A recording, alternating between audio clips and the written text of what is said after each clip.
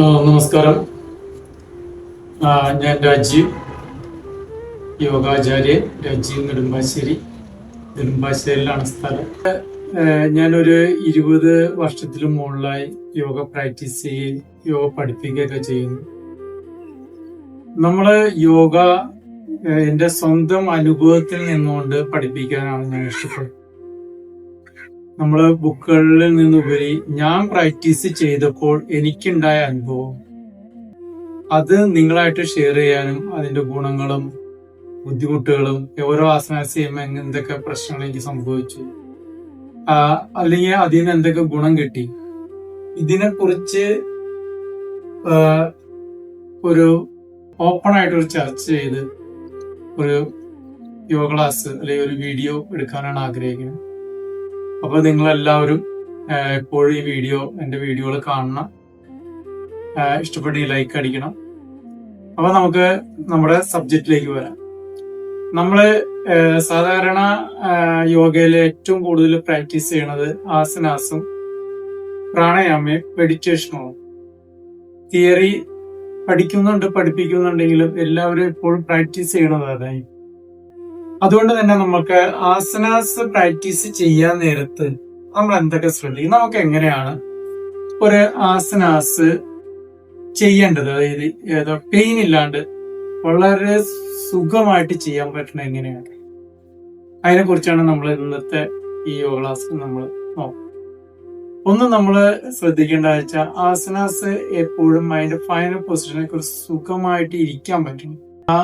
അപ്പൊ ഇവിടെ എന്താ വെച്ച് കഴിഞ്ഞാൽ സ്ഥിരം സുഖം ആസനമാണ് നമ്മുടെ പൊസിഷൻ വരേണ്ടത്. പക്ഷെ ഒരു കാര്യമുണ്ട്, നമുക്ക് ആസനാസ് എന്ന് പറയുന്ന സംഭവം ഒരു ഫിസിക്കൽ ബോഡിയുടെ ഒരു മെഡിറ്റേഷൻ ആണ്.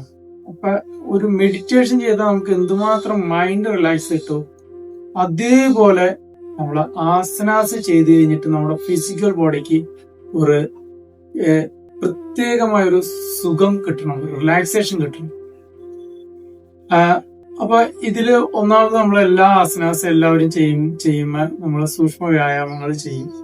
സൂക്ഷ്മ വ്യായാമം ആസനാസിന് ചെയ്യണൊക്കെ ഭയങ്കര ഇമ്പോർട്ടൻസ് ആണ്. എല്ലാവരും ചിലപ്പോൾ ഓടിച്ചെന്നിട്ട് നേരെ ആസനാസിലേക്ക് പോകും, അത് തെറ്റണം. സൂക്ഷ്മ വ്യായാമം നിങ്ങൾ തീർച്ചയായിട്ടും ചെയ്യുക. നമ്മുടെ സൂക്ഷ്മ വ്യായാമം ചെയ്തിട്ട് ആസനാസ് ചെയ്യുന്നതാണ് ഏറ്റവും ബെറ്റർ. നേരത്തെ ഞാൻ ഒരു കാര്യം പറഞ്ഞായിരുന്നു, എന്റെ അനുഭവത്തിൽ നിന്നാണ് പറയുന്നത്. സൂക്ഷ്മ വ്യായാമം കറക്റ്റ് ആയിട്ട് നിങ്ങളൊരു 15-20 മിനിറ്റ് ചെയ്യുകയാണെങ്കിൽ നിങ്ങൾ മിക്കവാറും ആസനാസ് ചെയ്ത് യാതൊരു പ്രശ്നമില്ല.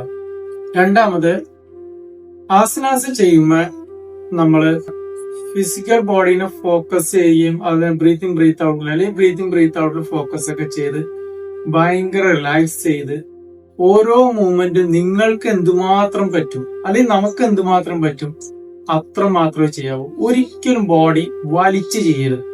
മിക്കവർക്കും സംഭവിക്കുന്ന വെച്ചാൽ ആദ്യം ഞാൻ ഫൈനൽ പൊസിഷൻ വലിച്ച് നമ്മള് അങ്ങോട്ട് ബോഡീനെ മാക്സിമം കൂടുതൽ വലിച്ച് വേദനിപ്പിച്ച് അതിനൊന്നും ആവശ്യമില്ല.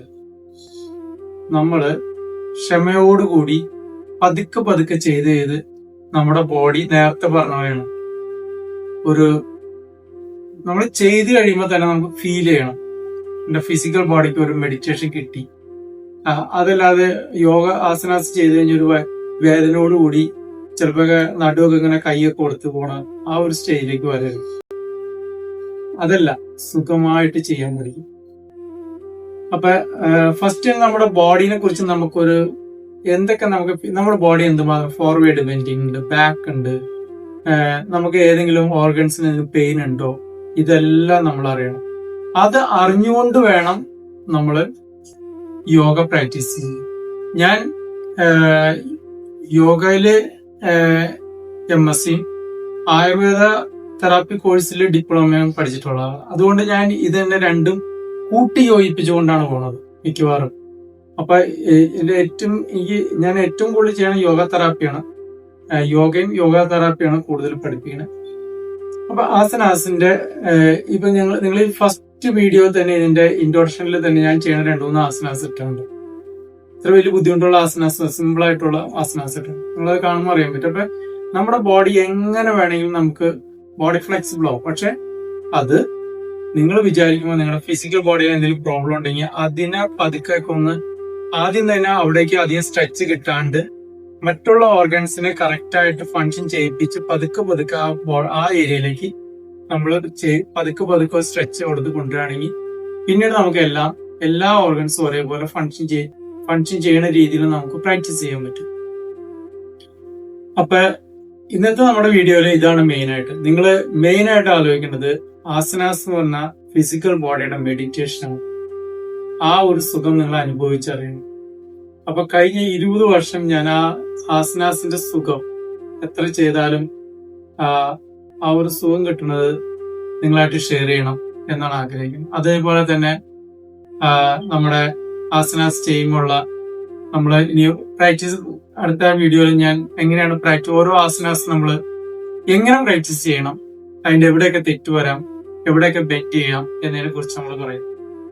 അപ്പൊ അത് നിങ്ങൾ കണ്ടിട്ട് ഓരോ ആസനാസ് നിങ്ങൾ അതിന്റെ ഒപ്പം പ്രാക്ടീസ് ചെയ്യുക. അപ്പൊ നമ്മൾ അടുത്ത വീഡിയോയിൽ കാണാം. അടുത്ത വീഡിയോയിൽ നമ്മൾ മെയിൻ ആയിട്ട് നമ്മൾ ഒരു ആസനാസ് എടുത്തിട്ട് എങ്ങനെ പ്രാക്ടീസ് ചെയ്യണം എന്നതിനെ കുറിച്ചായിരിക്കും പറയാൻ പോകുന്നത്.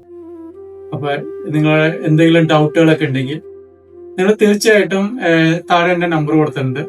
ആ നമ്പറിൽ വിളിക്കുക. ഏറ്റവും കൂടുതൽ വാട്സപ്പ് ചെയ്യാന്നായിരിക്കും, അതായിരിക്കും നല്ലത്.